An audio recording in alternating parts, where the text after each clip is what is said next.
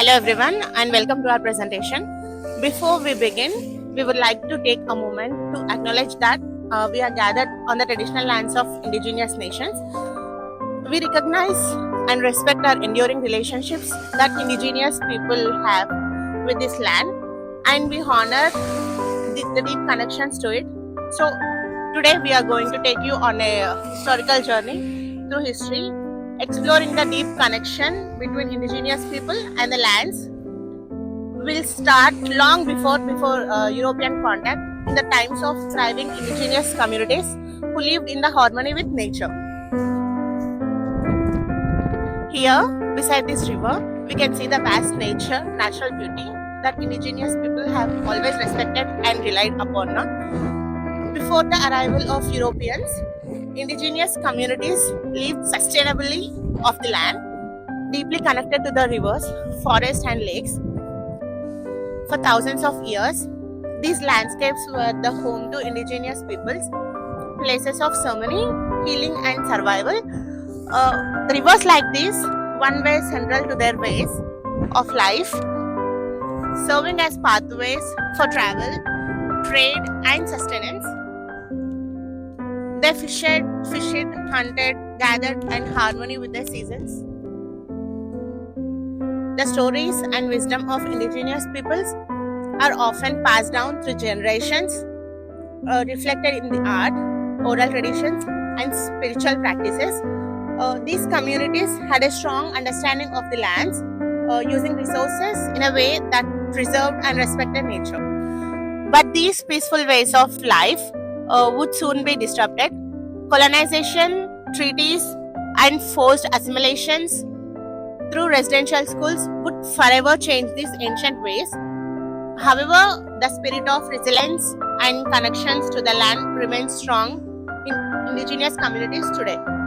When European settlers arrived, everything changed for indigenous peoples. At first, there was trade, furs, food, and goods were exchanged. But over time, settlers started claiming land, and indigenous ways of life were disputed. To deal with land sharing, the British and later Canadian government created treaties.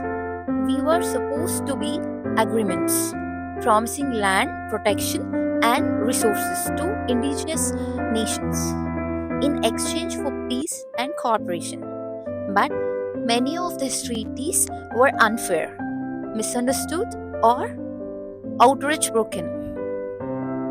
Indigenous people signed them believing they would share land, not give it away forever. One of the biggest impacts of colonization was the loss of land. Indigenous people had lived here for thousands of years, but suddenly settlers claimed it as its own. The government pushed indigenous communities onto reserves, small pieces of land where they were forced to stay, often far from their traditional homes. Colonization didn't just take land, it tried to erase indigenous identity. Many indigenous traditions, languages, and ceremonies were banned. Communities were left struggling to hold on to their culture while facing poverty and discrimination. Indigenous people resist their fought to keep their traditions alive, to have their voices heard, and to claim their rights. Communities were still fighting for their land and their promises that were taken from them. The effects of these broken treaties are still felt, but so the strength and resilience of indigenous people. One of the darkest chapters in Canadian history is residential school system. From 1831 to 1996, Indigenous children were taken from their families and forced into these schools, where they were stripped into their culture, language, and identity. Many suffered physically, emotionally, even sexually abused from never make it back. These schools were created under the Indian Act of 1876, a law that aimed to control almost every part of indigenous life. The goal was accumulation, to erase indigenous culture and forced to children adopted in European ways, speaking their own language or practicing their tradition were punished. Many children isolated, lonely, and traumatized. I want to share one residential school survival story. Her name is Rita Wachastan. She is the survival of Rivertal Residential School. Was just 6 year old. She was taken from the family. She suffered emotionally and mistreatment at the school and stayed away from the family many years. In the 1970s, she found by overcoming anger and addiction. Rita became a teacher of culture and traditional by sharing her story with the children. She tells a story to the children to remember about her the past and to show how recovery will be possible. The impact of these schools, it didn't just ended when they closed. Survivor carry this pain and it affected their families, the generation. This is called intergenerational trauma.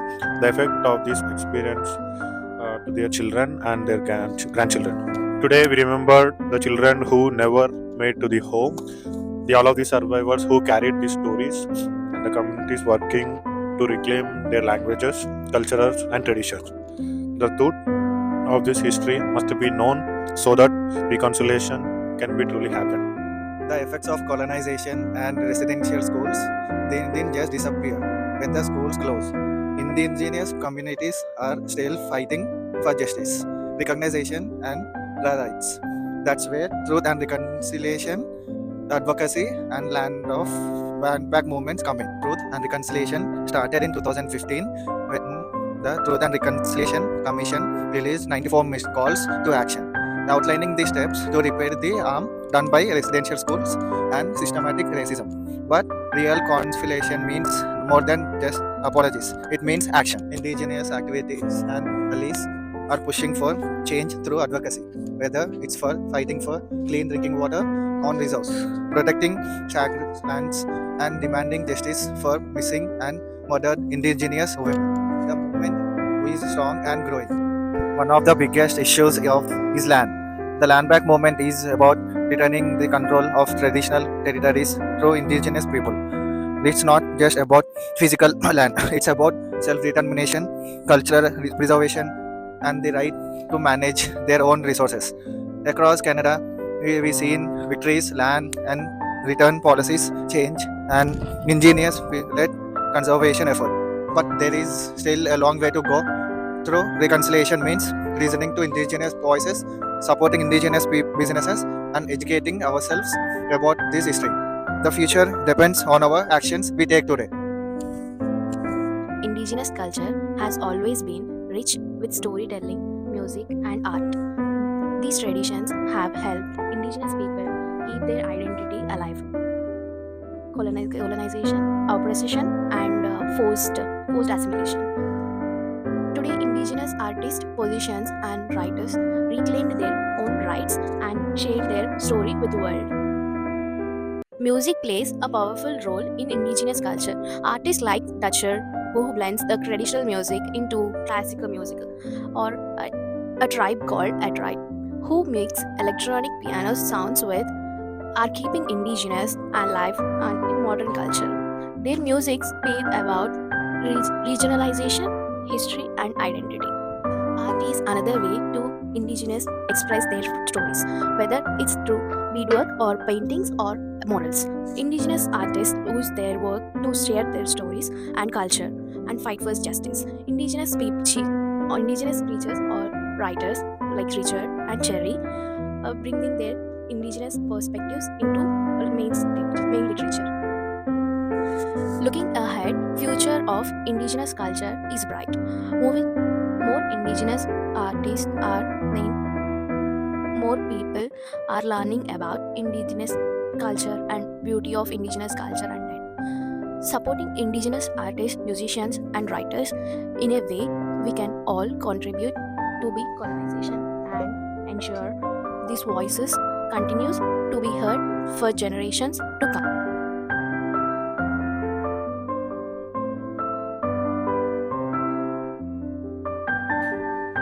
Thank you.